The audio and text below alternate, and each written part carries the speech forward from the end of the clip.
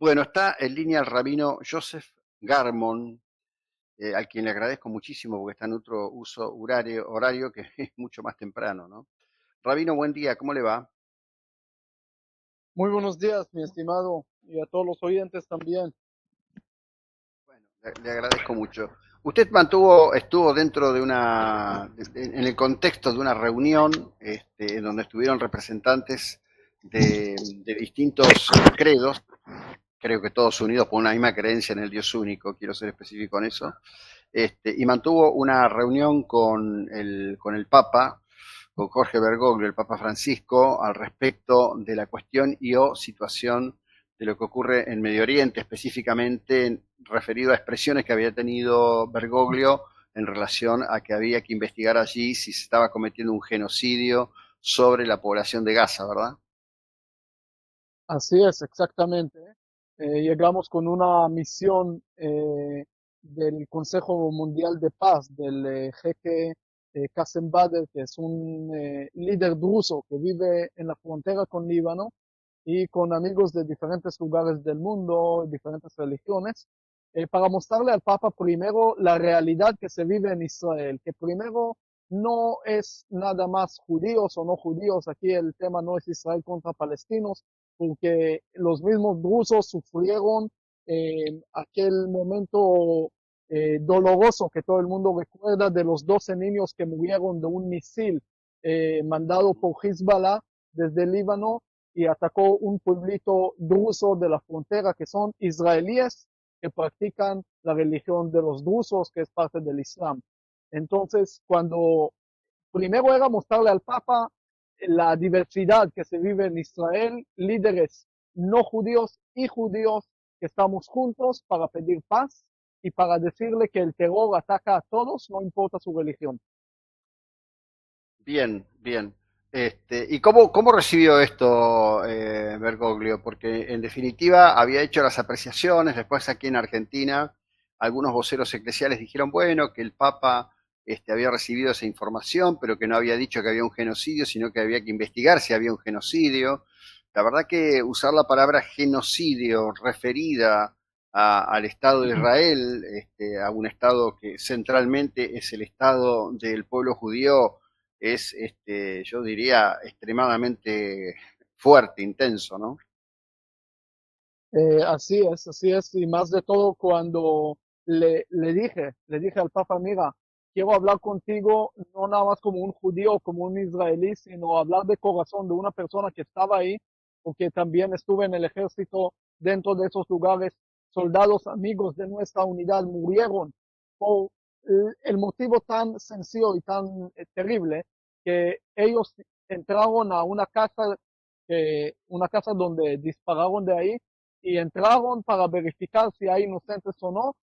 Creo que cualquier otro ejército del mundo hubiera mandado una bomba a la casa y eliminando la casa en un segundo. Y le dije al Papa, el Estado de Israel tiene la capacidad de eliminar a Gaza en un día. Y todos estamos de acuerdo que tiene las bombas suficientes para eliminar a Gaza en un día.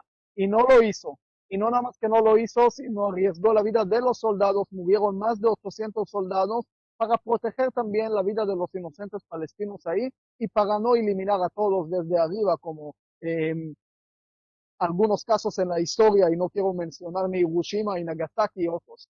Eh, Israel está tratando de buscar únicamente a los terroristas y lo único que queremos es vivir en paz, vivir que nadie de alrededor nos quiera matar. Entonces le dije aquí, si hubiera tratado de un genocidio, es un genocidio fracasado porque antes de 1948, del establecimiento del Estado de Israel, en Gaza vivieron 156,000 palestinos. Hoy en día hay más de 2 millones. Entonces Israel le da a Gaza constantemente alimentos hasta el día de hoy, cemento y otras ayudas que llegan de diferentes lugares del mundo. Israel desalojó de la franja de Gaza en 2005, le entregó todo, se liberó Palestina en 2005, pero se ocupó por Hamas después y ya sabemos toda la historia. En vez de construir para el bien de su propio pueblo el mejor lugar del mundo, hicieron túneles y cosas para destruir al otro. Entonces aquí no se trata de genocidio. Si quiere hablar de genocidio, más bien puede hablar de los países árabes como Afganistán, Libia, Tunisia, Pakistán, Irak, donde vivieron muchos judíos antes de 48 y hoy en día casi no hay ni uno. Bueno, yo le diría que amén de ello, y eso es cierto, por supuesto, porque se habla mucho de la Nukba, pero no se habla de que la respuesta a lo que los países árabes denominan la Nukba, es decir, el exilio. Claro, el Faraud. Claro, en paralelo con ello, cientos de miles de judíos debieron emigrar de toda la franja del Mediterráneo, ¿no? Es decir, desde Túnez, Argelia, digamos, fue un tema excesiva, tremendamente dramático para todos los pueblos, pero hoy en este momento, ISIS, en el contexto de la guerra en Siria, o Al Qaeda, están asesinando cristianos. Y la verdad, ni desde el Vaticano ni desde ningún otro lugar escucho pedir por ellos, ¿no? Así es exactamente así porque están asesinando cristianos, pero también están asesinando musulmanes. Es decir, ¿dónde está todo el mundo que está velando por los derechos de los humanos? Primero, hablando de los 100 secuestrados, entre ellos hombres, mujeres, bebés, que están todavía en Gaza. No hay que ser israelí para pedir su liberación. Pero, ¿dónde están esas organizaciones de derechos humanos? Tal vez no tienen wifi ahora, pero ¿dónde están ahora que Assad, y no ahora nada más, desde el 2011, Assad está matando a su propio pueblo y en diferentes lugares del mundo cuando se trata de los radicales que persiguen a los cristianos? Porque tenemos que decirlo muy claro, el Islam radical odia a los cristianos tanto como odia a los judíos, porque para ellos, nosotros ambos, los cristianos y los judíos, somos infieles en frente de ellos.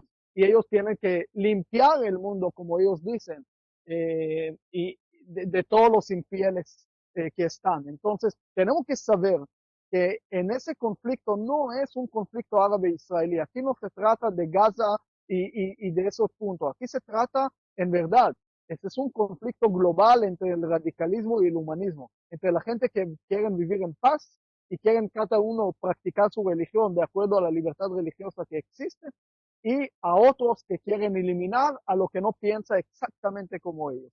Y esa es una diferencia muy clara, que tenemos que estar unidos en esa guerra, porque si esos radicales ganan, todo el mundo va a perder.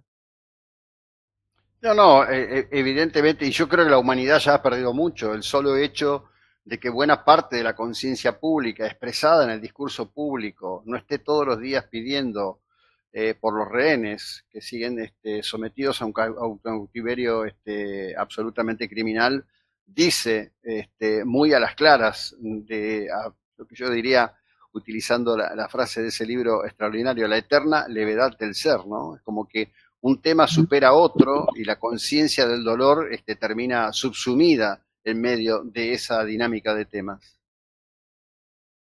Así es, pero igual quiero también, dijiste que perdimos mucho, por un lado, sí, tiene razón, por otro lado tenemos que, y esa es la parte de lo que le dije a mi amigo Miguel Stauman, de Argentina, que organizó todo este viaje con el Papa. Entonces le dije, mira, es muy fácil decir a una persona que es antisemita y culpar al otro, criticar o acusar al otro, porque nos quita responsabilidad y etiquetarlo demasiado rápido. Nosotros tenemos que hacer el trabajo de difundir la verdad y de aclarar la situación y de explicarle a la gente lo que pasa con la realidad, porque hay mucha gente que no, no odian a Israel, simplemente son ignorantes del tema y la ignorancia se transforma en odio después. Pero nosotros tenemos que hacer la guerra también en contra de la ignorancia, explicarle el tema del radicalismo, explicarle lo que pasa en Israel, explicarle que los judíos no dominan el mundo, apenas somos 0.2 de la población mundial, un error estadístico de un censo en China.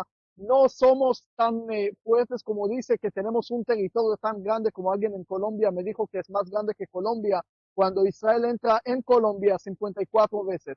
Somos 0.4% del Medio Oriente. Hay 22 países árabes alrededor. Hay mucha gente. Yo estuve desde que empezó la guerra en África, en Asia, en América Latina, en diferentes países, y vi mucha ignorancia. Hay gente que piensa que Israel es un país tremendamente más grande que Rusia casi, eh, y que los palestinos no tienen nada y que los árabes no tienen nada. Y no saben ni siquiera la realidad. A veces con poca realidad se aleja mucho a mentira.